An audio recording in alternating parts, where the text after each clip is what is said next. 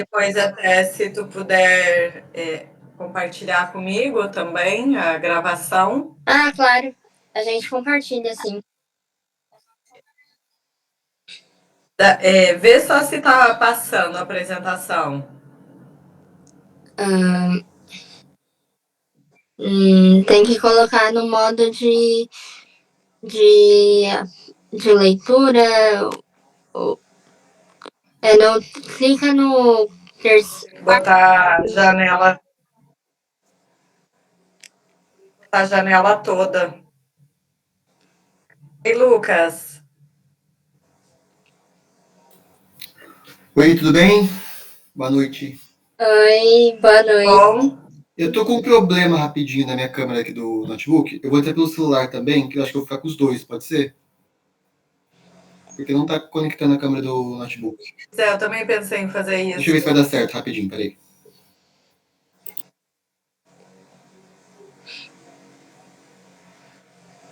Oi. Aí. Tá passando. Foi? Tá passando? Ah, então tá ótimo. Vou ter que botar a tela inteira, só a janela, não Só a janela. vai. Mas eu vou entrar aqui pelo celular também. Só um minutinho. Uhum. Acho que agora melhorou, né? Deu pra. Aí eu vou ficar com o outro só na hora que eu for apresentar, acho que fica mais fácil.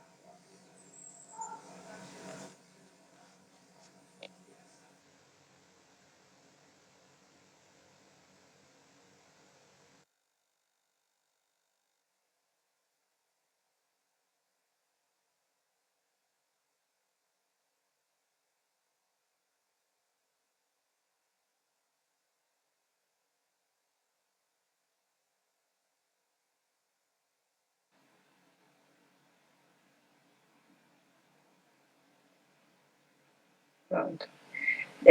Júlia, quando você achar que. Tá me escutando? Sim, perfeitamente. Lucas, você quer testar a tua apresentação? Eu já testei a minha. Pode ser. Pode ser, peraí. Tem que compartilhar como? Janela ou é. Tem que ser o meu só deu a tela inteira, não deu como janela. Deixa eu ver. Hein, Júlia? Não sei se tu viu no e-mail, eu vou fazer uma parte inicial introdutória da questão da genética, do Apareceu, né? tema. Apareceu, mas ela não está em modo de apresentação. Eu tenho que colocar aqui depois, deixa eu ver. Testa.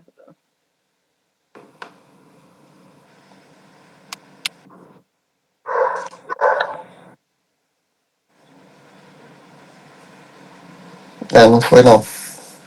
Tem que botar a tela inteira. O meu só deu assim também. Deixa eu ver.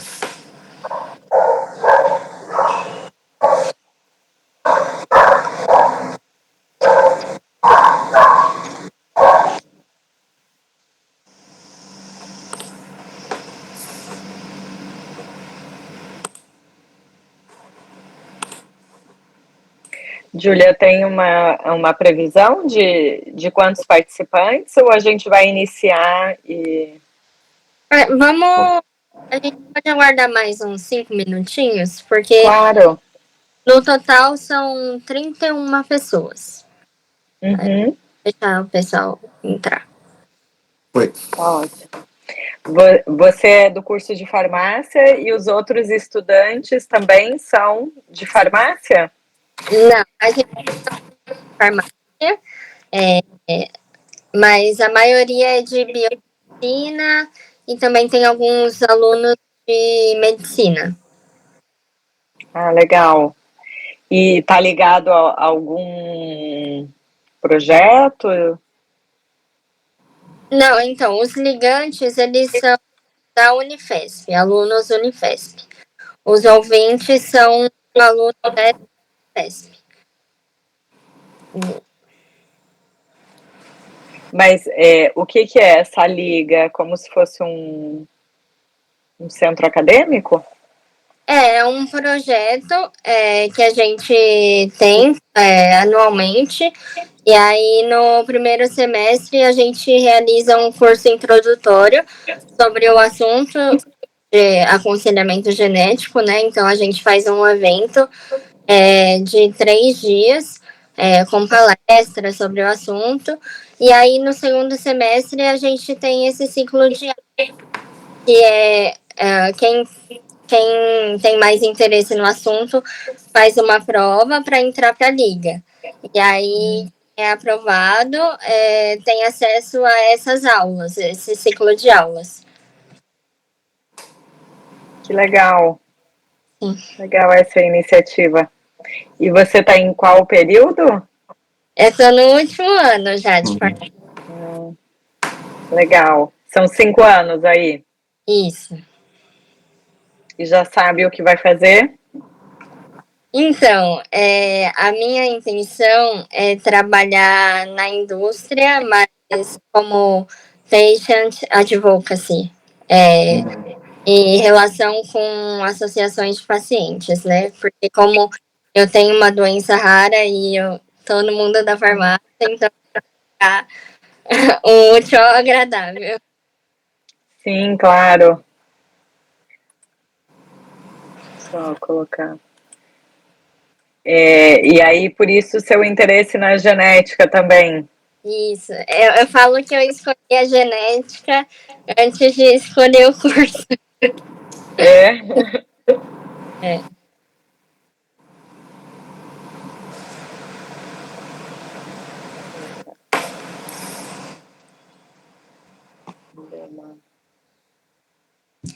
A gente tá em 12. Não sei se espera mais um pouquinho.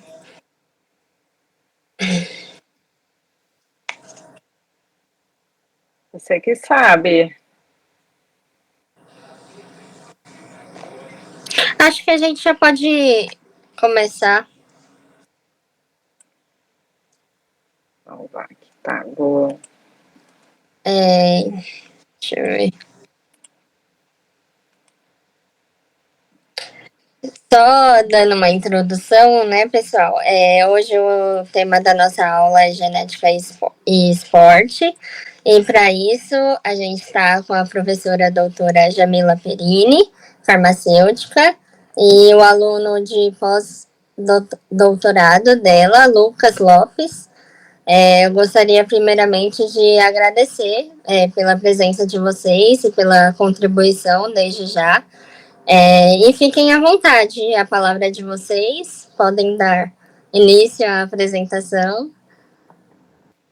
Obrigada, Júlia, pelo convite. Agradecer a presença do Lucas aqui, que é um colaborador. Eu e Lucas somos farmacêuticos, então fico feliz. Eu também, quando entrei no curso de farmácia, na verdade, eu sempre conto isso para os alunos, acho interessante, eu dou aula para o curso de farmácia na UERJ, que é a Universidade Estadual aqui do Rio de Janeiro. Eu fiz farmácia no Sul e quando eu entrei queria trabalhar com homeopatia, então no primeiro período fui fazer estágio voluntário e vi que não era nada disso que eu queria fazer. E aí, no primeiro período, eu tive aula com a professora de genética que fazia parte do projeto Genoma Humano, do sequenciamento. Então, assim, me encantei e tive certeza que era isso que eu queria fazer e sempre quis dar aula, ser professora. Minha família toda é de professores. Então, eu terminei a graduação e eu fiz farmácia bioquímica, na época, né, há mais de 20 anos atrás, era direcionado, não generalista, como é o curso de farmácia hoje em dia. Então, eu trabalhei com análises clínicas e acabei me aperfeiçoando. Hoje eu trabalho com diagnóstico genético molecular. Então, eu terminei a graduação em Curitiba e vim para o Rio de Janeiro trabalhar no INCA, que eu queria trabalhar com oncologia, e com genética. Então, tive a oportunidade, iniciei no INCA, fiz o mestrado e doutorado na UFRJ, mas como funcionária do INCA. Já fui, depois do primeiro ano de estágio lá, fui contratada e acabei fazendo o mestrado e doutorado na UFRJ, mas desenvolvi o projeto no INCA. Trabalhei lá durante 8 anos, aí comecei a dar aula para o Lucas. Há quanto tempo? O Lucas trabalha comigo há 10 anos, né? Então, o Lucas foi meu aluno de graduação, fez o TCC comigo, fez estágio e fez o mestrado, fez doutorado, foi para fora do Brasil, ele vai contar a trajetória e hoje é um colega de trabalho. Então, assim, para mim é uma honra ter ele aqui, porque ele esteve comigo desde o início desse projeto e sempre agregou. Então, muitos desdobramentos desse projeto é por conta dele. Então, ele é o mentor e nada mais justo do que ele estar aqui. E eu acho que nos próximos vocês podem chamá-lo. Então, eu tentei dividir um pouquinho, assim, falar como eu trabalho com genética, com diagnóstico e com diferentes doenças, diferentes linhas, né?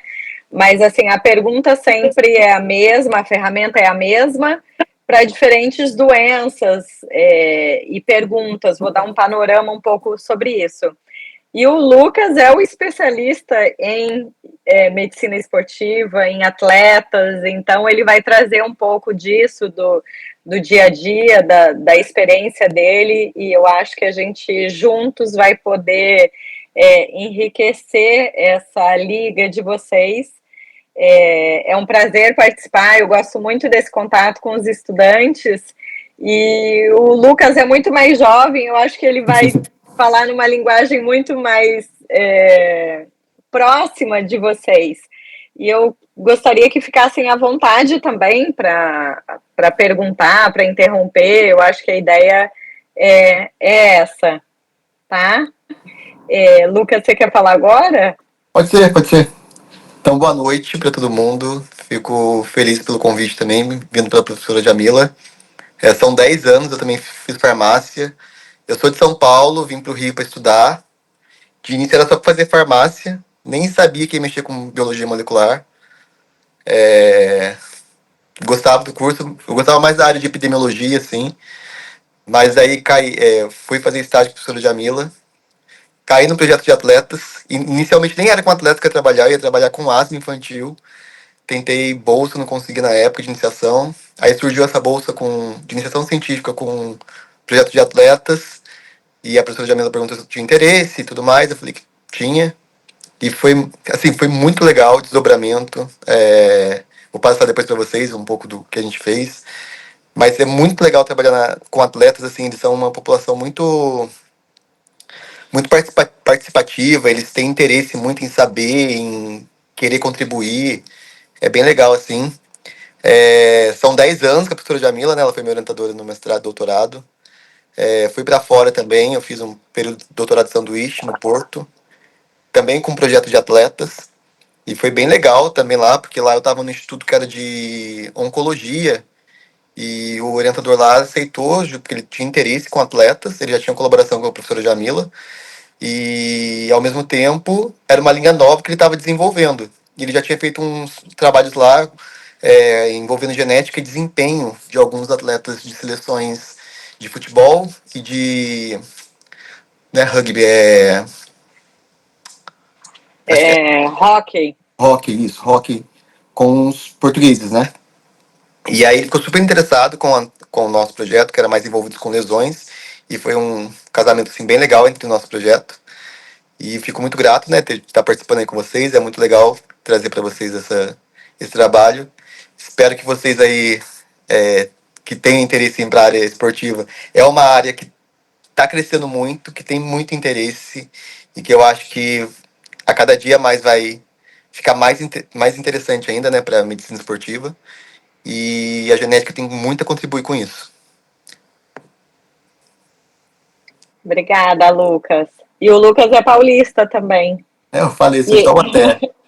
Não, e não sou de falso, tá? Eu sou de Taubaté, mas não sou fake.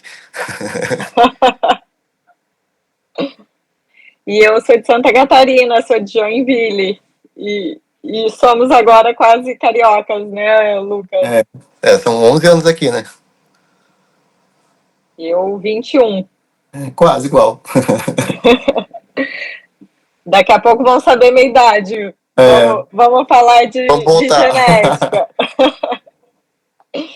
Então, gente, dando início, eu coloquei aqui o QR Code de uma palestra, de um TED, não sei se vocês conhecem, é um programa legal de palestras, e eu tive a oportunidade de participar e falar um pouquinho sobre genética e dos nossos estudos, inclusive dos atletas. Então, eu acho, é um vídeo curto, de 10 minutos, e acho que é válido para introduzir o tema, para ter uma noção da aplicabilidade, porque é para leigos também, e ao mesmo tempo a gente traz pesquisas inéditas e aplicação desses conceitos da genética. Então, eu vou deixar aqui meu e-mail, tem o Instagram do laboratório. Deixa eu colocar o ponteiro. O Instagram do laboratório, então a gente divulga sempre as pesquisas, oportunidades também. Quem sabe a gente possa fazer um intercâmbio, receber um de vocês no laboratório. Aqui é o site do laboratório. Como eu falei, eu sou da UERJ, esse é o nosso laboratório, o Laboratório de Pesquisa de Ciências Farmacêuticas. Eu também oriento no programa da própria UERJ, que é em Ciência e Tecnologia Ambiental. Então, a gente tem vários farmacêuticos. E também oriento no programa de Saúde Pública e Meio Ambiente da Fiocruz, que é onde o Lucas fez o mestrado e doutorado. Ele também, assim como eu falei que eu fiz na UFRJ e desenvolvi no INCA, o Lucas também fez as disciplinas da Fiocruz, mas desenvolveu todo o projeto no nosso laboratório na UERJ. E a gente também, nosso grupo também é credenciado nesse programa de oncobiologia, que é da UFRJ. E esse projeto, especificamente, em relação ao esporte, ele é uma parceria com o INTO. Então, eu também já orientei lá no programa de mestrado profissional em ortopedia, e foi lá que surgiu essa ideia por conta do Centro de Medicina Esportiva. Então, o INTO é um hospital de ortopedia, um instituto nacional, e eles atendem também, por conta dessas doenças musculoesqueléticas, né, dos atletas, eles têm um serviço de medicina esportiva. E foi a partir daí que surgiu o nosso projeto, que a gente vai falar um pouquinho. Então, entrando no tema, né, eu gosto de colocar sempre o que nos demandam, então, foi sobre o tema genética e esporte. E aí, para a gente pensar qual seria a relação da genética com esporte, e como tem alunos de graduação também, alguns, né, a Júlia está já se formando, mas até assim, normalmente a genética, a biologia molecular, a gente tem lá no início, né, da faculdade, no primeiro, segundo período. Então acho que é importante quais são os fatos históricos da genética, os conceitos de genética que podem ser utilizados pela medicina esportiva, por exemplo, e é o que a gente vai tentar ilustrar para vocês entenderem na prática da medicina esportiva essas ferramentas, né, da genética. Então, Mendel, né, considerado o pai da genética, e quando ele descreveu esse padrão de herança, ele não tinha nem conhecimento dos genes. E Mendel foi pioneiro e é uma referência nessa área, é o que eu sempre falo para os alunos no laboratório. Ele registrou todos os experimentos que ele fez cálculos matemáticos, então, assim, lembrando que na genética a gente tem que ter também um conhecimento de bioestatística, bioinformática, que são ferramentas essenciais hoje para a gente poder utilizar essas informações da genética em benefício do paciente, em benefício do atleta, né, que é o contexto da nossa aula de hoje. Então, lembrando que praticamente todas as células do nosso corpo possuem a mesma informação genética, que está organizada em cromossomos, né, e é no DNA, nos cromossomos que estão presentes os genes, que vão codificar uma proteína, uma informação ou um RNA funcional. E esse fluxo de informação genética, né, do que eu gosto sempre de fazer uma analogia da genética com a cozinha, eu gosto de cozinhar e eu sempre digo, o nosso DNA é o livro de receitas, como se fosse o livro lá da Dona Benta, cheio de receitas. E cada gene é uma única receita. E você trocando um ingrediente dessa receita, você pode ter proteínas diferentes, e isso explica também a complexidade do nosso genoma. Como que a gente tem menos genes do que o arroz, por exemplo. Então, o genoma humano ele tem em torno de 20 mil genes, o arroz tem 45 mil genes. Então, não é o número de genes que explica a complexidade do nosso genoma. Então, você pegando uma receita, um gene, vai fazer um bolo de chocolate, você troca o chocolate por cacau, você já tem um outro bolo, uma outra proteína. Então, é isso que explica a complexidade, que pode ser pela remoção alternativa de introns, pode ser por edição de RNA mensageiro. Então, isso o genoma eucarioto, ele tem essa complexidade, né? E hoje a gente sabe que essas proteínas, a expressão delas pode ser modificada por inúmeros fatores, que aí entra a questão da epigenética, né? Que hoje está muito em alta e principalmente no contexto da medicina esportiva. Então, no desenvolvimento de algoritmos, aí você utiliza a bioestatística, a matemática, porque são vários fatores influenciando no fenótipo, que a gente vai ver qual é o grande problema na medicina esportiva, são as lesões para os atletas. Então, de que forma a genética pode beneficiar essa prática da medicina esportiva?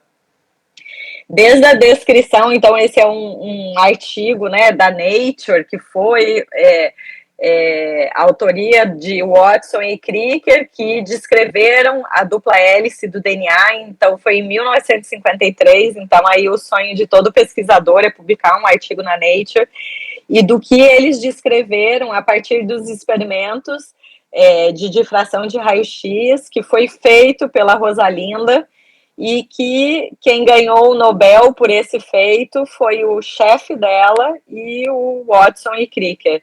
Então, é importante relembrar a contribuição dela para a ciência, para a descrição da dupla hélice, que foi descrita em 53, até hoje o que eles descreveram continua sendo verdadeiro, com algumas adaptações, mas isso foi um grande marco para a genética.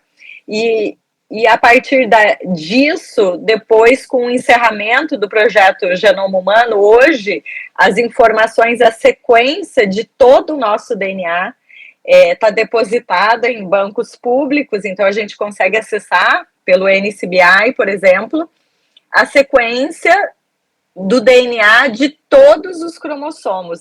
E a partir dessa informação, então, o projeto Genoma encerrou em 2003 as sequências completas, e a partir dessas informações a gente consegue utilizar como ferramenta de diagnóstico, de desenvolvimento de novos fármacos, e aí entra a nova era da genética, que está associada também com a biologia molecular, porque são técnicas de biologia molecular que a gente consegue acessar informações genéticas e aplicar na prática clínica.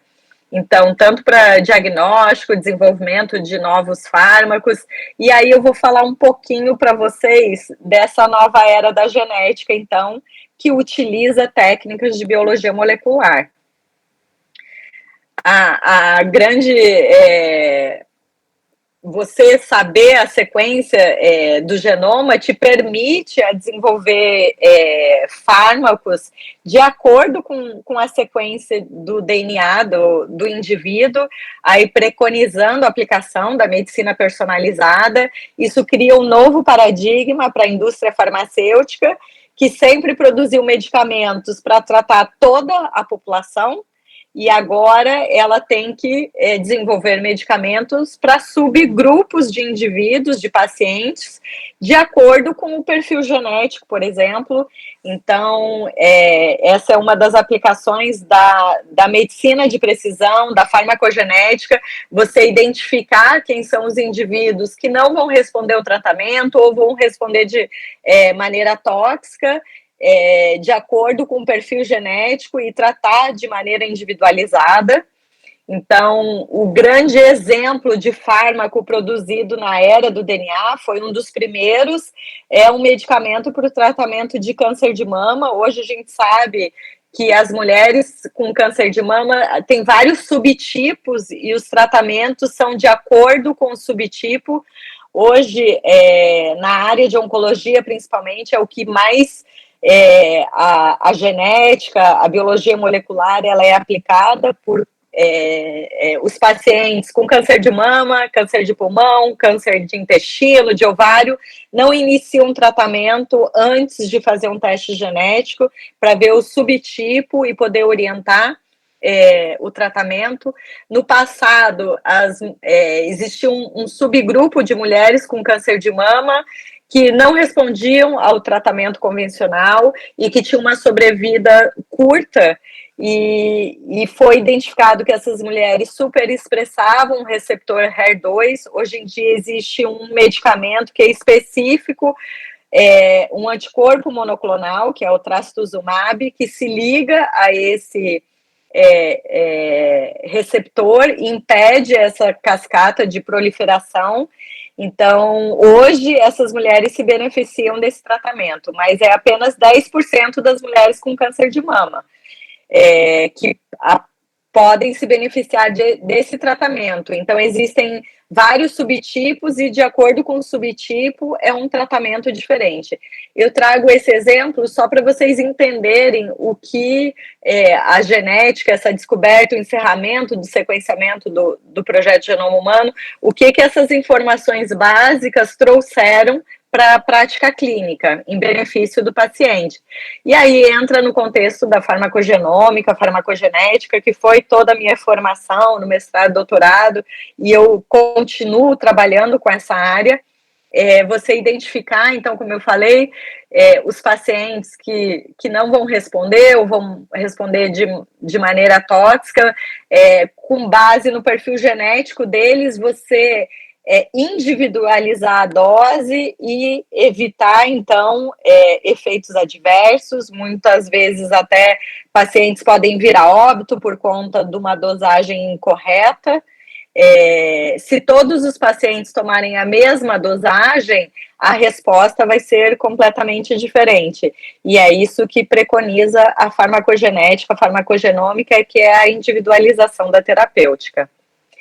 O nosso genoma, ele apresenta 3 bilhões de pares de base, que são os nucleotídeos, né? Adenina, timina, citosina e guanina. 99% não muda, mas o 1% que varia já é o suficiente para que nós sejamos tão diferentes fisicamente, como retrata esse quadro da Tarsila do Amaral.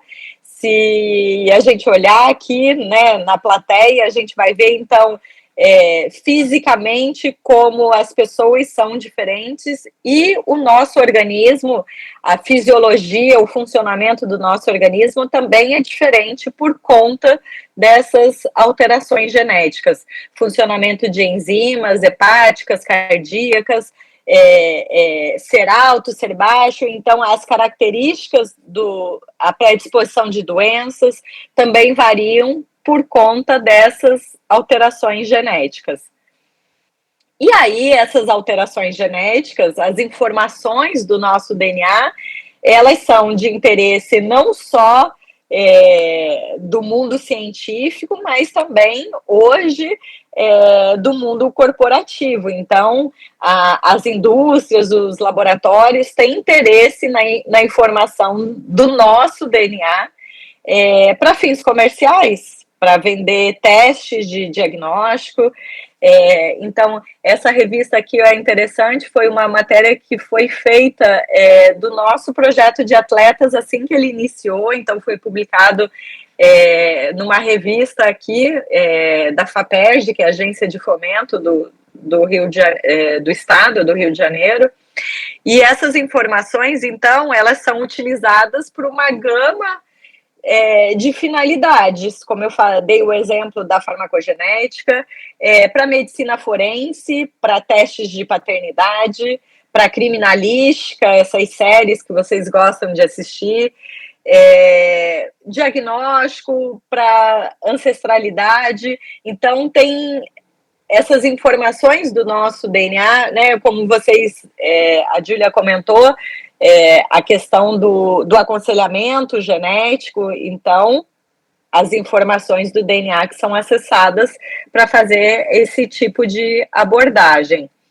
E no contexto dos testes comerciais, se vocês colocarem no Google teste genético, vai aparecer uma gama de empresas oferecendo. Então, eu trouxe alguns exemplos aqui para vocês terem uma ideia. E isso inúmeras finalidades de diagnóstico, de curiosidade, para medicina esportiva, para ancestralidade, para nutrição. Então, você tem teste genético hoje para tudo. E aí eu trouxe aqui um exemplo de um teste comercial que foi um dos primeiros, uma das primeiras empresas. Por que eu trago essa? É uma empresa que fica no Vale do Silício, nos Estados Unidos, na Califórnia. Ela foi uma das primeiras a desenvolver um teste comercial que é vendido em farmácia. Aqui no Brasil é proibido ainda vender em farmácia, mas lá nos Estados Unidos você compra. Quando a empresa foi criada, o teste custava $1.000. Hoje custa $99, porque teve investimento. Essa empresa tem uma ligação com a Google e eles investiram em tecnologia.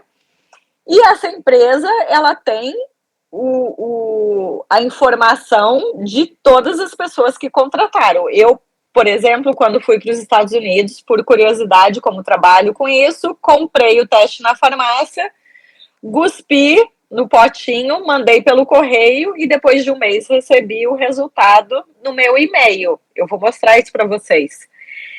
Então, esse é o relatório que eu recebi no meu e-mail. Aqui, ó, o meu nome. Então, eu fiz isso em 2019, tá aqui.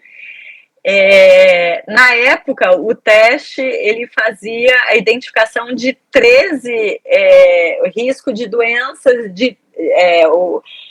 mutações, alterações genéticas que informavam risco para 13 doenças. Então, aqui, ó, só para vocês terem uma ideia, as doenças que foram analisadas nesse teste. Então, a maioria, estou abrindo aqui a minha vida para vocês também. E aqui eu tenho um risco para doença celíaca, e eu não sou celíaca, mas eu tenho uma certa intolerância à lactose. Isso, de forma empírica, eu já estava percebendo, de comer glúten e me sentir mal. Para degeneração macular também, que é um tipo de cegueira. Mas o que eu quero trazer com essa informação para vocês, não quero abrir minha vida, o que eu quero trazer, por exemplo, o gene, e assim, ó, não necessariamente isso que eu mostrei para vocês, que eu tenho a alteração, que eu vou desenvolver a doença, é um risco aumentado, né? Ele fala...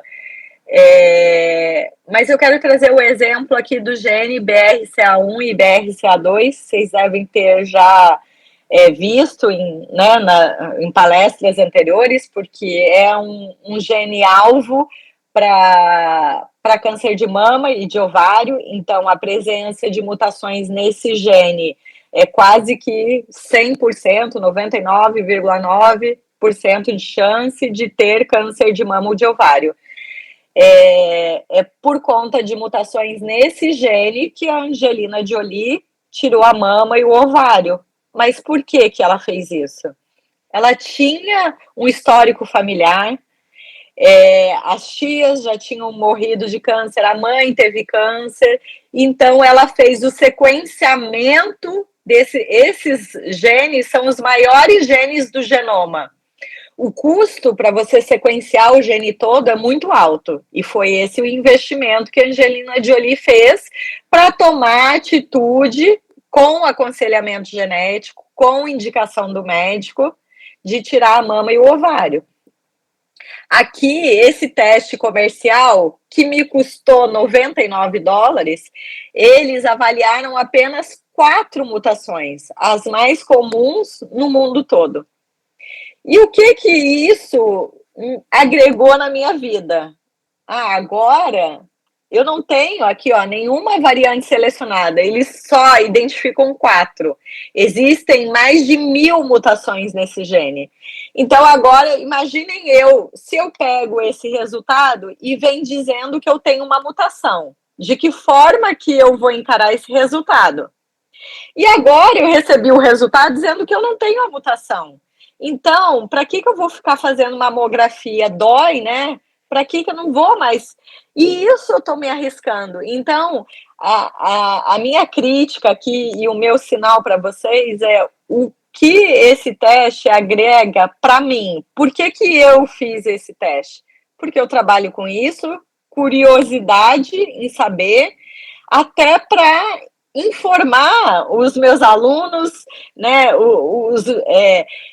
o quanto isso não quer dizer nada, isso é uma curiosidade. A gente não faz nenhum hemograma sem um pedido médico.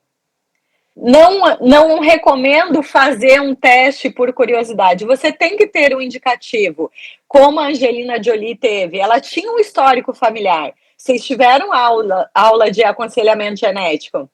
Você tem uma clínica para investigar e fazer um teste genético. Então, hoje, isso está banalizado. Esses testes genéticos, eles estão banalizados. Você faz um teste genético por R$300. Para te dizer o quê? As pessoas podem usar essa informação de forma positiva ou negativa. E, assim, o que isso vai agregar? Então, a questão do conhecimento, do trabalho multiprofissional de farmacêuticos, biomédicos, médicos, no caso da medicina esportiva, fisioterapeutas, treinadores. Então, assim, essa informação não pode ser a pessoa não pode receber isso no e-mail e aí olhar no Google o que isso quer dizer. E então, assim, eu trago isso como um alerta de forma negativa, não recomendo. E aí vou aprofundar isso para a questão da medicina esportiva também, para vocês entenderem um pouco sobre a minha crítica em relação a esses testes. Então, para a gente entender quais são as informações genéticas que são utilizadas na prática clínica para fins de diagnóstico. Então, as mutações cromossômicas, vocês já devem ter aprendido, né, sobre isso, que remodelam o genoma em grande escala. Então, você pode ter ausência ou presença de um cromossomo inteiro, ou a deleção, duplicação de um pedaço do cromossomo, que isso envolve quantos genes? A gente fala em remodelamento do genoma, porque aqui, essa duplicação, podem ter aqui milhares de genes, então são pedaços grandes do cromossomo. Translocação, quando você troca pedaços do cromossomo entre cromossomos não homólogos, por exemplo, entre o cromossomo 1 e 6, inversão dentro do mesmo cromossomo. Então, essas alterações, elas já são bem conhecidas na prática clínica. Um exemplo clássico para diagnóstico da leucemia mieloide crônica, que é provocada por uma translocação entre o cromossomo 9 e 22. Também para monitoramento do tratamento, você avalia a expressão desse gene para ver se o tratamento com anticorpo monoclonal, o paciente está respondendo ao tratamento. Então, é uma forma também, é o que eu falo, as técnicas de biologia molecular, o conhecimento das alterações do DNA para fins de diagnóstico e prognóstico. E existem também as mutações pontuais, que a gente chama de trocas, substituições, deleções ou inserções de 1 até 6 nucleotídeos. Então, por que são pontuais? São mutações micro, né? Aqui, ó, a troca de 1 até 6 nucleotídeos. As mutações cromossômicas, elas envolvem um pedaço grande do cromossomo. E aí, para fins de diagnóstico, por exemplo, a distrofia muscular de Duchenne, que é a troca de um nucleotídeo, e você tem uma doença grave como a distrofia muscular. E também, na medicina esportiva, essas mutações pontuais, elas também são exploradas nesses testes comerciais que são vendidos. Até hoje a gente ainda não entende a finalidade. Então, aqui a crítica, usar esses testes para quê? Então, dá um exemplo aqui de uma mutação de um único nucleotídeo, que a gente chama de SNP. Então, você troca uma adenina, por exemplo, por uma guanina, que é polimorfismo de nucleotídeo único. E aqui um exemplo clássico. Então, trouxe também o meu resultado aqui. Eles avaliaram um único gene, um único polimorfismo do gene da alfa-quitinina, que é um gene que a gente também avaliou nos nossos atletas. Então, aqui, só para vocês verem, eu tenho o polimorfismo que está associado, que é comum em indivíduos atletas. Aí, qual é a minha crítica aqui? Já pensou se a gente começa a utilizar esse marcador, esse único marcador? A gente tem 20 mil genes no nosso genoma. Então, como que um marcador, ele pode te dizer se você vai ser um atleta de elite? Já pensou se a gente começar a convocar a categoria de base no esporte, né? Aquelas peneiras do futebol ou de qualquer, com base no perfil genético? Ou a Júlia falou que quer trabalhar na indústria. Já pensou, vai trabalhar na Roche ou qualquer indústria farmacêutica e no teu exame admissional eles pegarem o teu DNA e verem que você tem o risco para Alzheimer, risco para câncer, e aí não te contratar mais? Então, entra a grande questão. Quem tem direito à informação que está no nosso DNA? E ter o cuidado no contexto da medicina esportiva, na questão da eugenia, né? Você começar a selecionar. E a gente sabe que existem outras variáveis que vão influenciar no sucesso do atleta. Então, eu coloco isso no final das minhas palestras, das minhas aulas, que a gente precisa lembrar que dentro da palavra genética tem outra palavra escondida. Então, tem a questão da ética. E isso é importante nós, como profissionais da saúde, sempre lembrarmos disso. E somos nós que vamos ajudar a estabelecer questões éticas, legais, sociais em relação a essas informações do nosso DNA. Então, é importante que a gente pense muito sobre isso. Nos Estados Unidos já existem algumas legislações, até por conta... Lá, se o médico não informar para o paciente que ele pode fazer um teste genético, ele pode ser processado. Então, aqui no Brasil, a gente tem uma outra cultura e não temos leis ainda sobre isso. E somos nós, né, são os profissionais da saúde que, junto com o poder público, com os políticos, que a gente vai estabelecer essas leis para legislar em relação à prática clínica, à medicina esportiva e também ao quanto informativo esses testes genéticos são e de que forma eles podem ser utilizados. Aí, nesse contexto, entra o uso da informação do DNA como um biomarcador, né? O que é um biomarcador? Como no caso da diabetes, você dosar a glicemia. E aqui a gente busca uma alteração genética para quê? Para avaliar risco de doença, o prognóstico, para monitorar um tratamento. E hoje em dia está sendo utilizado para nutrigenética, para exposição a agentes ambientais e até na medicina esportiva, que é o contexto da nossa aula.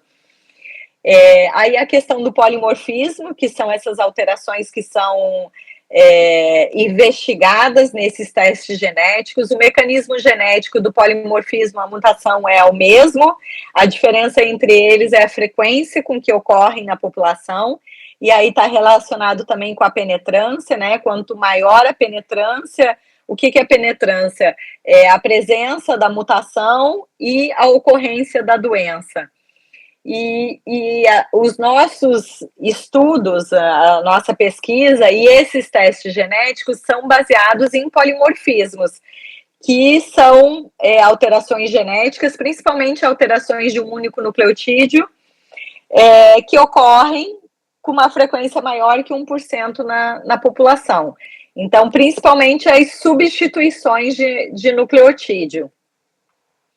Esses polimorfismos, eles também são utilizados, como eu falei, na área de criminalística, de paternidade, que a gente chama de fingerprint, que são a identidade genética do indivíduo, que é a única de cada um.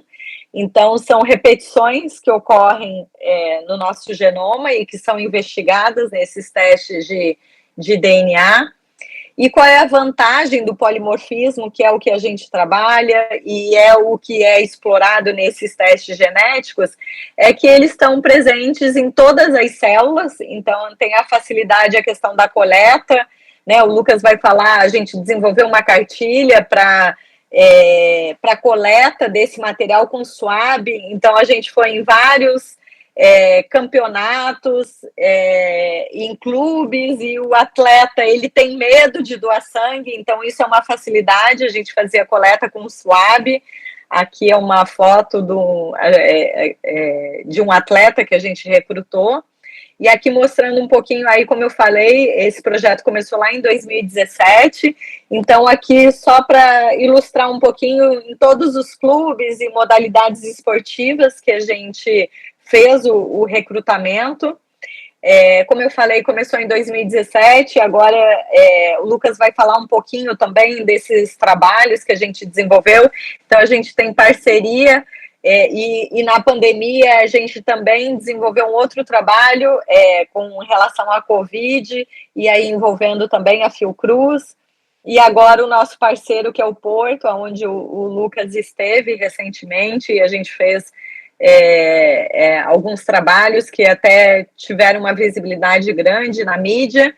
Então, qual é o grande problema no contexto do esporte? É a lesão, né? Isso é um problema da prática do atleta e uma preocupação de todos, não só do atleta, mas do treinador, dos clubes e de nós, torcedores também.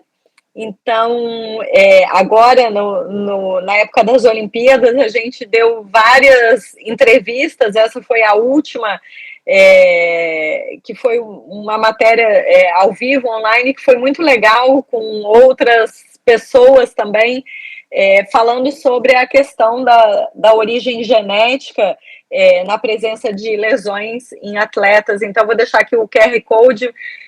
Então, o nosso trabalho ele teve uma visibilidade grande em vários veículos de comunicação, Depois eu posso disponibilizar para a Júlia o PDF da apresentação também, se vocês quiserem.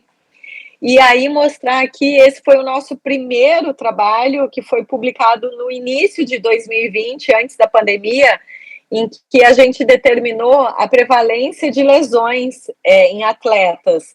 Então, os nossos maiores número de atletas era no rugby, futebol, esportes de combate, handball e no polo aquático.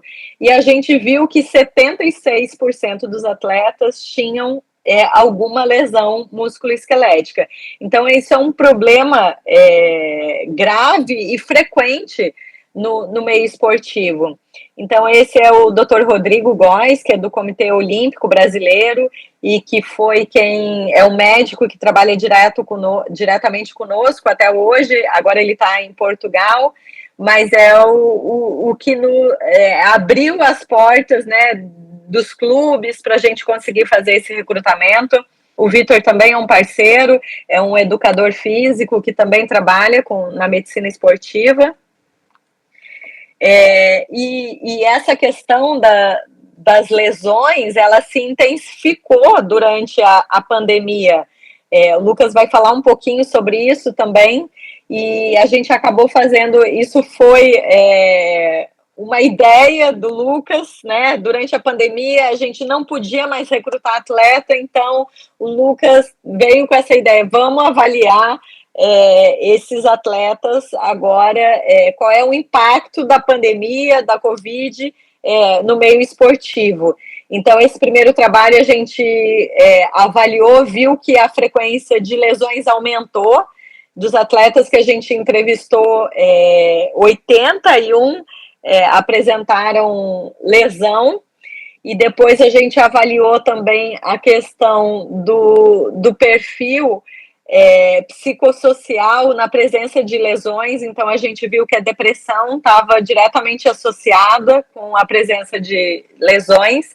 Eu vou deixar aqui para vocês, todos os nossos artigos têm o QR Code, que vocês podem acessar o artigo, o PDF do artigo diretamente.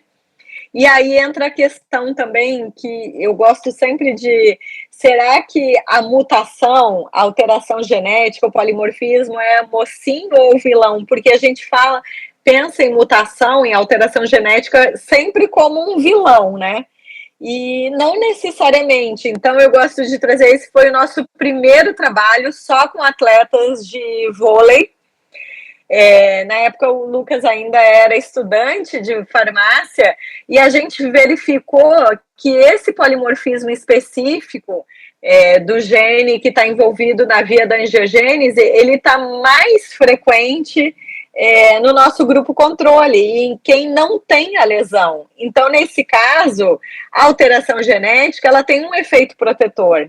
Então, nesse caso, é o mocinho e não o bandido. Então, isso é importante também para vocês entenderem que depende da pergunta. A mutação, ela pode trazer um risco ou uma proteção. Então, esse gene específico, ele é um fator pró-angiogênico, né? Ele estimula a formação de novos vasos sanguíneos a partir de vasos pré-existentes, que é o VEGF, e o VEGF, a angiogênese, ela não está presente no tendão adulto, mas ela é importante para o reparo inicial do tendão. E quando o tendão está lesionado, que ele rompe, a gente vê uma superexpressão do VEGF. Então, o VEGF em excesso, ele é ruim.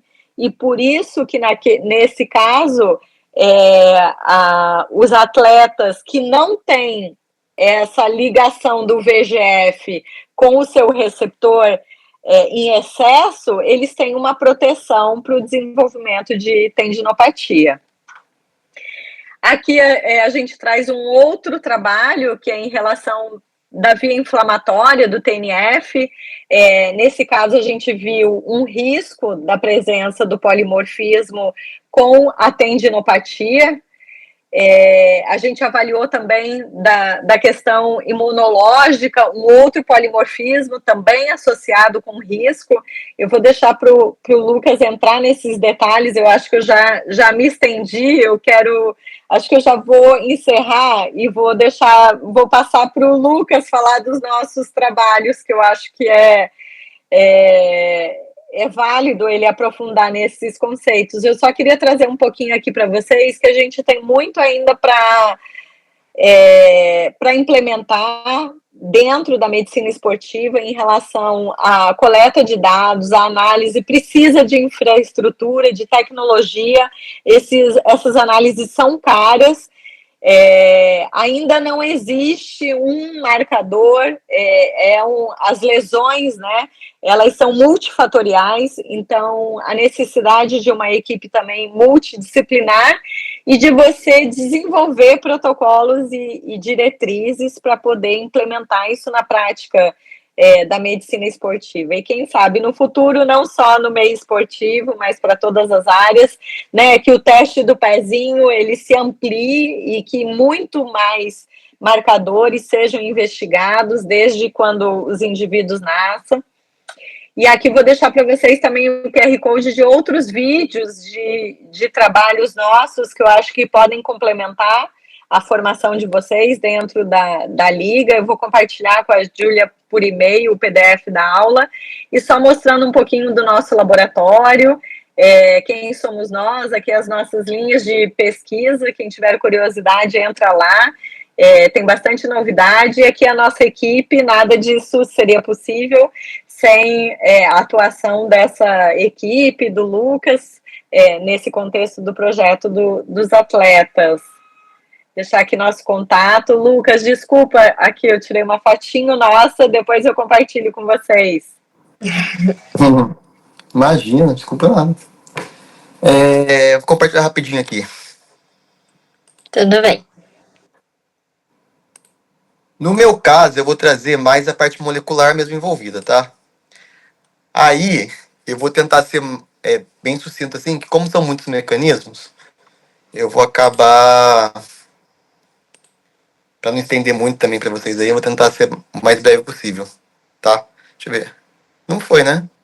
Eu acho que tem que botar a tela inteira, não só a janela. Peraí.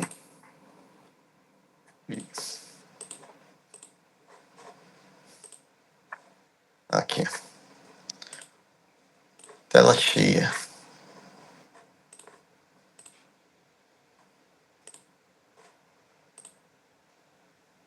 Foi? Foi, né? Foi. Então, como eu apresentei mais cedo, né? Sou o Lucas. Eu fui aluno da professora Jamila de iniciação científica, mestrado, doutorado. Atualmente eu faço um pedaço do projeto com ela ainda como aluno de pós-doc, mas também estou no FRJ com medicina de precisão, num projeto de Genoma SUS. E eu vou trazer para vocês mais, falando mesmo da parte molecular, sobre a genética e o esporte, tá? E como que isso está sendo repercutido um pouco na medicina esportiva. E aí, primeiramente, né, trazendo assim, só uma reflexão. Se está tudo nos genes. Isso foi uma reflexão que eu tive no mestrado, quando eu entrei, assim, eu trouxe muito isso para mim, assim, porque até para medicina esportiva, quando a gente foi recrutar muitos atletas, hoje a gente sabe, né, se o atleta quiser a resposta do genótipo que ele tem, a gente tem que passar para ele. É um exame que a gente faz, é um diagnóstico que a gente faz, ele tem direito a essa informação. No entanto, ele tem direito, né? A gente precisa ter esse conceito ético aí. E em algumas vezes que a gente foi participar de algumas coletas, assim, teve umas questões um pouco conflituosas que veio o pessoal da equipe técnica pediu os exames desses atletas, se eles iam ter esse acesso. E aí isso é um conceito um pouco antiético, não tem uma ética para isso ainda, né? Até mesmo para não criar um critério de classificação, e cai um pouco nessa questão. Está tudo nos genes? Por que essa informação para ele, se eu apresentar lá e falar que o atleta pode ter um genótipo de risco, isso vai mudar alguma coisa do atleta? Não é mais fácil tratar esse atleta de uma forma diferenciada? É isso que a gente tenta buscar. E na verdade não tá, né? As características que contribuem para o atleta de alta performance são multifatoriais. Dentre essas características multifatoriais, estudos apontam que o componente genético tem cerca de 60% envolvido, né? Mas não um gene, não é um gene causal. Você tem uma combinação ali de vários fatores, né? Às vezes até fatores poligênicos que vão levar aquela característica. Então sempre você vai seguir uma curva de Gauss. Quando você envolve esse mecanismo multifatorial, você vai ter ali componentes ambientais, componentes genéticos e outros componentes também envolvidos, certo? E por que veio esse estudo aqui, né, no caso, mostrou, igual a professora Jamila falou, que aquele teste que ela fez, um gene falou que ela tinha uma aptidão para atividade física. Esse estudo aqui já apontou, deixa eu só trazer aqui para cima, que cerca de 97 marcadores genéticos já foram associados com o desempenho de atletas, sendo 35 marcadores envolvidos com resistência, 24 relacionados à potência e 38 relacionados à força. Então, por exemplo, não é um polimorfismo que vai falar se o atleta vai ser um bom ou ruim. Então, são vários componentes. E aqui são vários estudos. No entanto, esses estudos precisam de uma reprodutibilidade. A gente está mostrando uma força de associação. Olha, você tem esse genótipo aqui, e tudo que a gente tem que pensar é o seguinte: qual é a fisiologia que esse atleta está inserido? Qual é a modalidade esportiva que esse atleta está inserido? O que influencia totalmente nele? Então você vai ter ali o sistema metabólico do atleta, você vai ter o estado nutricional, você vai ter o sistema imunológico, você vai ter o tempo que ele está treinando, você vai ver a carga que ele faz de força, o quanto que ele consegue absorver de força e transmitir isso pelos músculos e tudo mais. Então você tem que ter esse contexto que o atleta está inserido. Qual a idade do atleta, qual o sexo do atleta, tudo isso tem que estar inserido. E além disso, esse estudo também mostrou que cerca de 29 marcadores genéticos já tinham sido associados com lesões musculoesqueléticas, em pelo menos 2 estudos, certo? E aí, um dos principais, que foi o que até mostra no teste da professora Jamila, é esse gene ACTN3. E por que é esse gene ACTN3? Ele é um gene mais consistente encontrado em vários estudos, tá? Ele é até chamado como gene da velocidade. Por quê? O que acontece? Esse ACTN3, ele codifica actinina 3, que está relacionado com a zona Z do músculo sarcômero, né, da formação do sarcômero lá. Então, como ele está associado com essa zona Z, ele está diretamente relacionado com a contração rápida do músculo. Só que o que acontece? Alguns indivíduos possuem uma presença de polimorfismo, né, de uma troca de citosina por timina, numa posição de exon desse gene, que faz com que, ao invés de ele ter a presença ali de um aminoácido arginina, ele tenha um stop codon. E aí o que acontece com esse stop codon? Não vai ter a formação da proteína. Então a proteína que completa com aminoácidos, se tem cerca de 901 aminoácidos, quando tem a presença desse polimorfismo, cria um stop codon, cria um polipeptídeo, então, de 576 aminoácidos. Ou seja, você tem ausência daquela proteína. O que vai acontecer com isso? Esses indivíduos não vão ter a proteína ali para fazer a contração rápida. No entanto, isso é parte de uma fibra muscular, que é a fibra do tipo 2. Existem diversas outras fibras musculares que sofrem contração por outros genes. Esse gene foi relacionado. Essa alteração, esse polimorfismo, essa substituição, está diretamente em uma posição de um gene que causa isso, certo? E o que foi visto, né, além disso? Que essa troca ela é muito frequente no mundo. Ela é cerca de 20% dos indivíduos no mundo todo tem um alelo que é considerado variante, que é esse que vai causar esse stop codon. Ou seja, não é porque as pessoas têm esse stop codon que elas vão ter uma doença, certo? É uma característica daquele atleta, daquele indivíduo. E o que já foi visto foi que atletas que têm, na verdade, a frequência de indivíduos, né, de atletas que chegam lá à elite, à alta performance da vida esportiva, assim, da carreira esportiva, principalmente atletas de futebol de maratona, observaram que a frequência dessa alteração é menor do que a população em geral. Ou seja, eles verificaram que atletas que fazem estão inseridos em modalidade de maior potência, de corrida, por exemplo, maratona, mudança drástica de movimento, possuem menor frequência desse genótipo que causa esse stop codon, quando comparados à população em geral. E aí isso está diretamente relacionado porque o atleta tem maior facilidade de fazer essa contração rápida. Então é um benefício para ele. Então ele não ter essa troca, ele está tendo ali a actinina 3, que facilita ele ter uma contração rápida durante o exercício. Então, por isso está diretamente relacionado ao desempenho, à velocidade. Por isso que é considerado um gene de velocidade. Só que não é só ele que causa isso, né? Esse benefício para o atleta. O desempenho pode ser por fatores diversos, genéticos e não genéticos, tá? Então, quando se tem um teste, que é igual a professora Jamila fez, e saiu pela lá que ela tem uma aptidão física, considerou um gene. E a gente tem diversos genes relacionados com o desempenho. Como eu mostrei para vocês, 97 já foram associados a alguma modalidade, alguma aptidão para desempenho físico, tá? Além disso, esse gene também já foi associado a maior incidência de lesões musculoesqueléticas, tá? Principalmente lesões musculares e lesões ligamentares. Nós fomos também analisar isso, tá? Nos nossos estudos, e observamos a mesma coisa. O que observamos? Indivíduos que têm a troca, né, de citosina por timina, estão mais relacionados com a lesão musculoesquelética, muscular principalmente, como também a presença de dor. Ou seja, ele tem ali a presença de stop codon, né? E pode estar favorecendo, então, com que ele tenha mais dor após a atividade física, porque o exercício pode induzir, né, uma contração mais rápida, que ele não tem essa proteína que auxilia ele, como também levar, então, ao desenvolvimento de lesão, certo? As lesões musculoesqueléticas, como a professora Jamila falou, é um grande problema na medicina esportiva. É claro que o desempenho auxilia muito, né, nessas questões de treinamento e tudo mais, pode vir a auxiliar muito.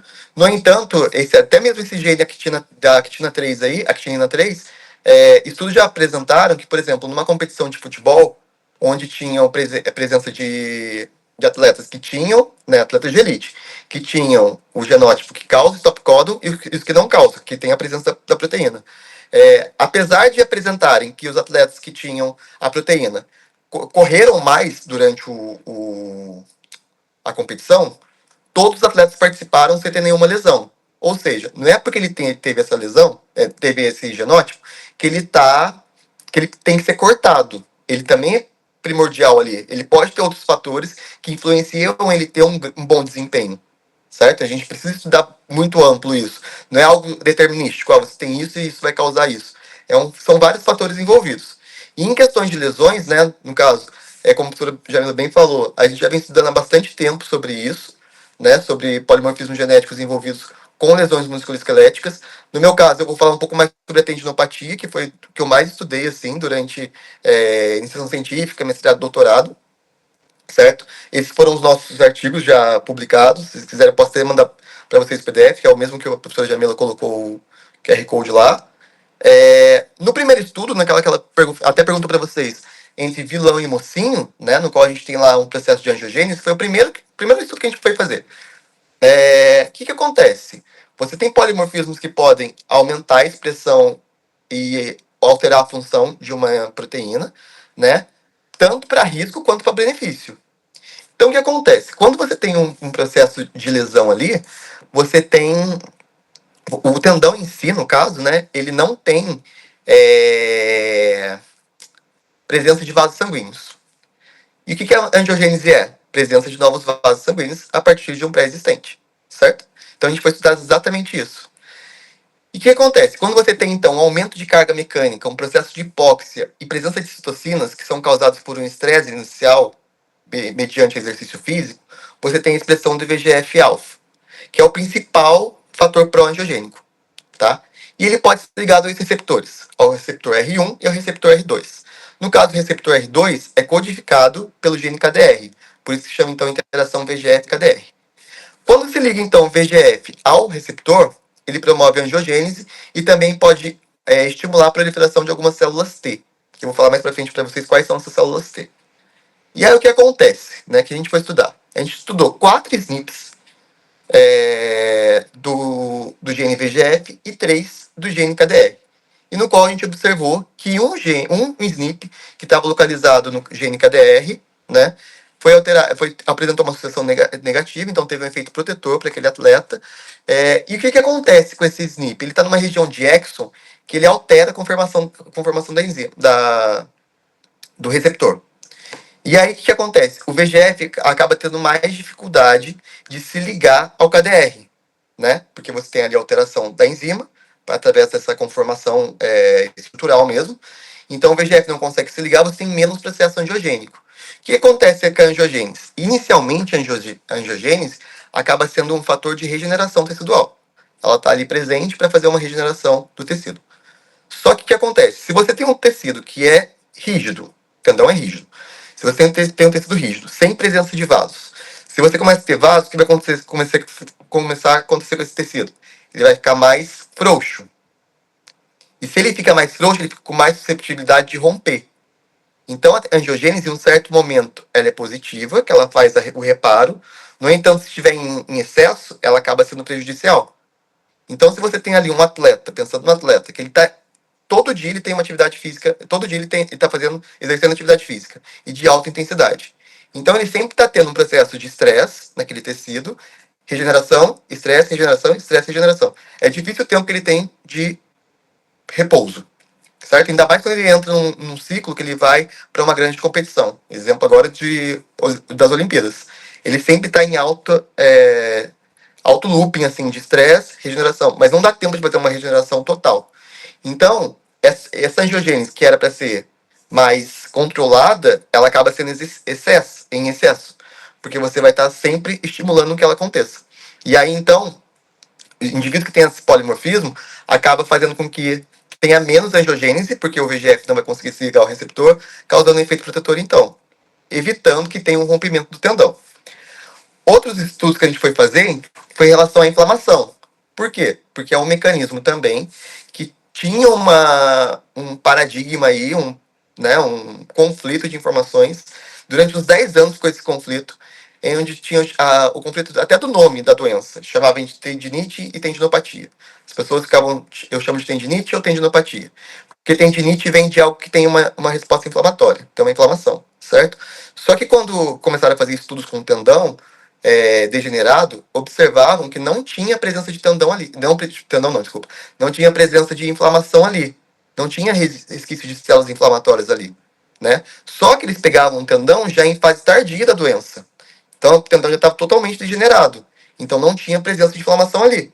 A inflamação acontece em fases iniciais da doença. Então você tem 3 estágios da tendinopatia. Você tem o estágio inicial, que é o estágio que você começa a ter o processo inflamatório. Depois você vai ter o estágio degenerativo. O que acontece nesse estágio inicial, então? Você tem 3 compartimentos envolvidos. Você vai ter o compartimento infiltratório, onde células inflamatórias saem do vaso sanguíneo e vai para o tecido, né, para poder fazer ali todo aquele reparo daquela lesão. Com isso, então, ele começa a ter uma ligação direta com a angiogênese, por isso que a gente foi, então, fazer uma relação com a inflamação, no nosso segundo estudo, certo? Depois você tem uma alteração do próprio tecido, onde as células residentes no tendão são os tenócitos. Eles acabam tendo um processo que vai transformar as células residuais, né, os tenócitos, em um perfil inflamatório. Então eles começam a liberar citocinas para tentar fazer uma regulação daquela matriz. E além disso, também você tem aquele processo ali que está envolvido já, que é a lesão mesmo, né, a degeneração ali, que acaba favorecendo mais recrutamento de células inflamatórias. E o que acontece? Quando você tem esse recrutamento, então, principalmente de células T, que estão ali para fazer a reparação, tudo tem que ter uma modulação. Tudo você tem que ter uma homeostase ali. Se você tem muita inflamação, também é prejudicial, porque você vai começar a degradar células do próprio tecido. E a inflamação, né, tipo assim, as células T, quando elas começam a estar em excesso, elas começam a ativar um tipo de célula T que que faz uma modulação ali da homeostase imunológica, que é a célula T regulatória. Essa célula T regulatória, ela tem uma atuação principalmente por um fator chamado de FOXP3, que é um fator codificado por um gene também chamado de FOXP3, que é um gene altamente polimórfico. Tá? E o que então esse FOXP3 faz? A gente vai analisar um polimorfismo que está localizado na região promotora desse gene, que está diretamente relacionado com a expressão e função de célula T regulatória. Todas as células regulatórias têm FOXP3.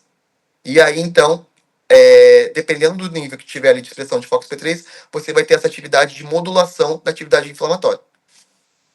E, além disso, algumas das células T regulatórias, existe também um fator chamado de FcRL3. Não são todas que são expressas isso, algumas são expressas.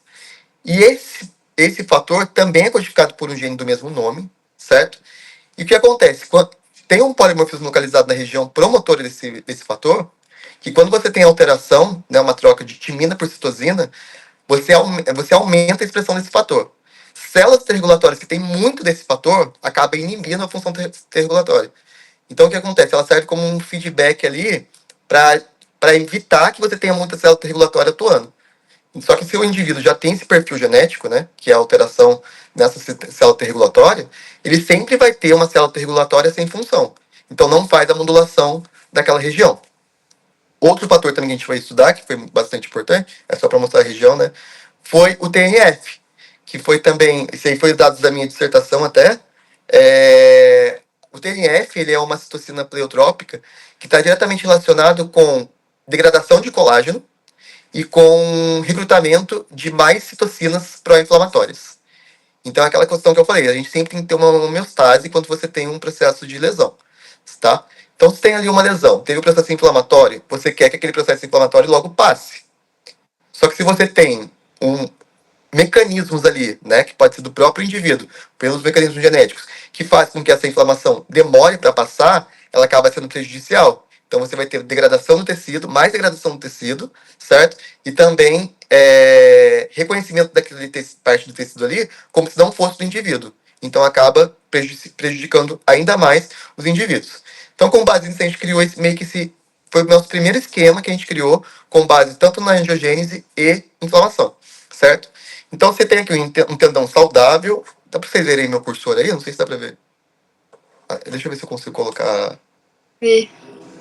Dá para ver? Não. Deixa eu ver como eu faço. O pointer. Bota opções de ponteiro e laser. Aqui. Isso. Isso. Foi, né? Deixa eu ver. Foi. Então, o que acontece na tendinopatia para esses polimorfismos, né? Angiogênese e inflamação. A angiogênese e inflamação estão diretamente relacionadas. Então, vamos pensar aí no indivíduo saudável, tá? Saudável que eu falo assim, que não está com lesão. Então, tendão saudável, sem lesão nenhuma. Qual é a função do tendão? Simplesmente fazer transmissão de força entre músculo e osso, certo? Então, ele é responsável para isso, para o nosso movimento. O que acontece? Vamos pensar no atleta que está sempre treinando. Ele tem um estresse inicial que é devido à atividade física, que é comum ele ter isso, esse estresse inicial. A gente, de caminhar, a gente já tem um estresse inicial. Se a gente saltar, começar a fazer uma atividade física, além do mais, a gente começa a sentir já uma dorzinha naquela região. Já é um estresse que causou ali, certo? Já é uma resposta diferente do fisiológico que a gente está adaptado. Então, a gente estimula sempre alguma resposta fisiológica para o nosso corpo. Então, o atleta está sempre estimulando algum estresse no tecido. Então, você começa a ter um processo inicial de lesão naquele tecido, certo? Com isso, você vai ter o quê? Processo inflamatório, né? Que vai ter aqui, então, células T chegando, você vai ter mastócitos e macrófagos liberando VEGF, você vai ter o próprio tecido lá liberando algumas citocinas. VEGF, então, vai tentar fazer angiogênese, tudo para fazer o reparo dessa lesão, certo? No entanto, se você começa a ter um acúmulo dessa resposta inflamatória aqui, começa a ativar quem? Célula T regulatória começa a ser ativada, tá? E é um mecanismo que a própria célula T efeitora ativa a célula T regulatória. Ela fala, epa, tem alguma coisa demais aqui. Chega aqui e começa a modular. Então ela ativa mesmo, por sinalização de L2. Então ela libera L2 aqui que vai se ligar à célula T regulatória. O que acontece? FOXP3 faz a função efetora de célula T regulatória. Indivíduos que têm esse polimorfismo, que tem a troca, né, tem maior expressão do fator que inibe essa função. Então, se ele está inibindo a função de célula T regulatória, está inibindo com que tenha uma regeneração tecidual, então não volta a ser saudável, e favorecendo uma resposta inflamatória excessiva. Consequentemente, todo o processo de citocina e liberação de VEGF está aumentando. Certo? E além disso, o que a gente tem aqui dentro das citocinas, a gente tem o TNF, que é aquele fator, né, é o fator de necrose tumoral, que indivíduos que a gente observou, que dentre os 3 SNPs que a gente avaliou, 3 de regiões promotoras, os indivíduos que têm uma alteração numa região, em um sítio só, né, de um local só, teve um risco para lesão. O que acontece? Esse polimorfismo está diretamente relacionado com o aumento de expressão de TNF. Então, o indivíduo já tem muito TNF por questões genéticas, porque ele tem um aumento ali de expressão por questões genéticas mesmo. Só que se ele tem um aumento por questões fisiológicas, né, por questões do que está acontecendo de adaptação, mais questões genéticas, ele vai ter um estresse prolongado, levando então a uma degeneração do tendão. E com isso favorece a dor crônica, que a dor vai vir da inflamação, como também da degeneração. Então esse foi o nosso primeiro fechamento assim, de estudo, sabe? Que uma primeira conclusão de estudo, juntando a angiogênese com a inflamação. Só que aí surgiu uma pergunta, que a gente começou a partir de mecanismos envolvidos já com um processo fisiopatológico, né? No entanto, e como que é a estrutura do tendão? Será que tem algum mecanismo aqui, alguma estrutura, algum componente genético que pode influenciar na estrutura do tendão? Foi isso que a gente foi verificar então. O que acontece com o tendão? O tendão é composto basicamente por componentes colágenos e não colágenos. O colágeno, cerca de 90% do tendão faz parte com componente colágeno, principalmente do tipo 1. O colágeno tipo 1 aqui, ele é codificado por dois genes, COL1A1 e COL1A2. Então eles fazem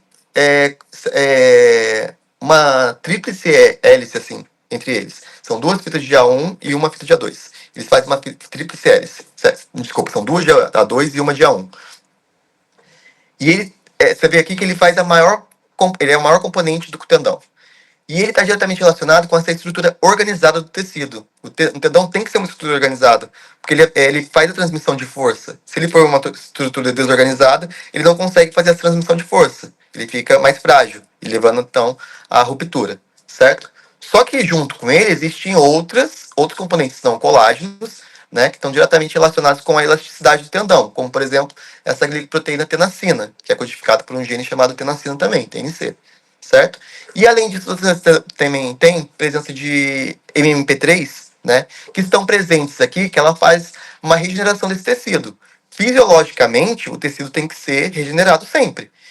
Tanto lesionado ou não, ele tem que ser regenerado. E quem faz essa regeneração é a MMP3, certo? Então isso é o que acontece num tendão, numa fisiologia normal. Então você tem componentes genéticos sendo envolvidos aqui. E o que acontece? Esses genes, eles acabam sendo também polimórficos.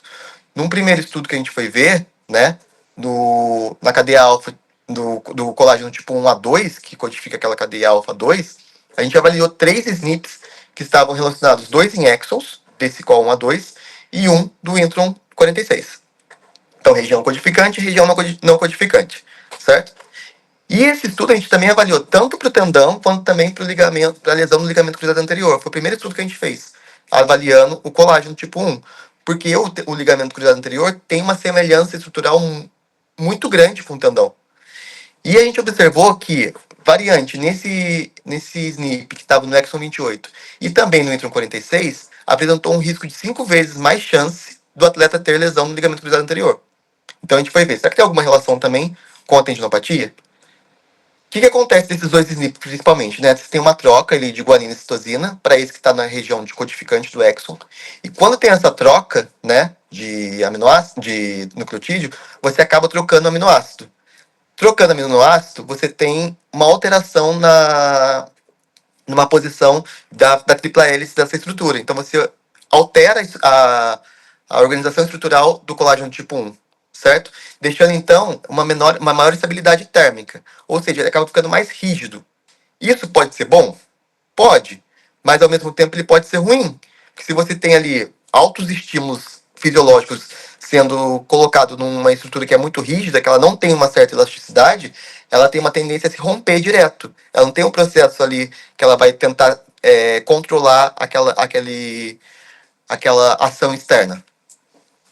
E além disso, a gente também viu outro polimorfismo, né, que está na região de introns. Esse SNP, ele pode afetar a remoção de introns, ou seja, ele pode causar danos também a essa estrutura. Com base nisso, a gente criou então esse outro mecanismo, pensando no atleta. Então, por exemplo, a gente viu também nesse trabalho que a idade avançada e exposição ao treinamento foram relacionados com a tendinopatia também, que faz toda a parte lá, tá totalmente relacionado com o perfil do atleta. Se você vê, atletas mais velhos acabam aposentando muito cedo por um caso de lesão, né? E também exposição ao treinamento. Quanto mais o atleta treina, mais exposto ele está ao treinamento, mais exposto ele está à atividade física, que vai causar esse estresse no tecido. Então, o que acontece? Então, você tem aqui ó, esses dois promovendo um estresse contínuo, né? O tendão saudável é composto basicamente por fibras colágenas do tipo 1. Então, aqui tem a alfa 2, né? Que é codificada por gene col 1A2, e os 3 exemplos que a gente estudou. Aqui você tem uma troca de alanina por prolina, que vai alterar, então, a rigidez e elasticidade do tecido. E o intron aqui de 46, que vai estar alterando, então, a expressão do colágeno, certo? Todos juntando junto com esses fatores, em combinação com envelhecimento, exposição ao treinamento, pode causar uma degeneração das fibras, né? Aumenta o risco de degeneração das fibras, levando ao caso da tendinopatia.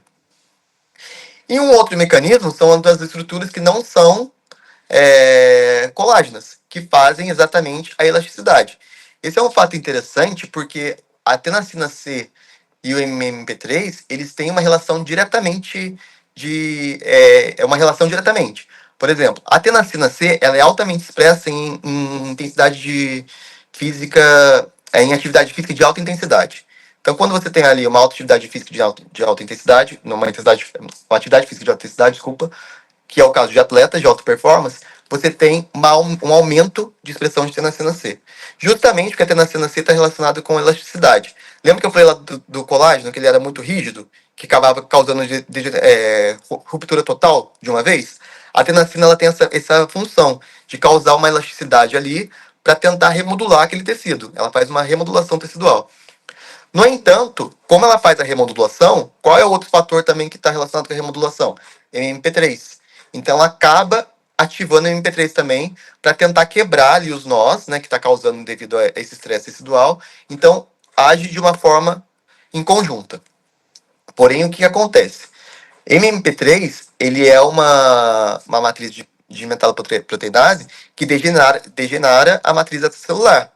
Aí a tenacina C, ela é uma glicoproteína que está presente na matriz celular. E o que acaba acontecendo? O MP3 pode degradar a tenacina C. Então você fica num looping.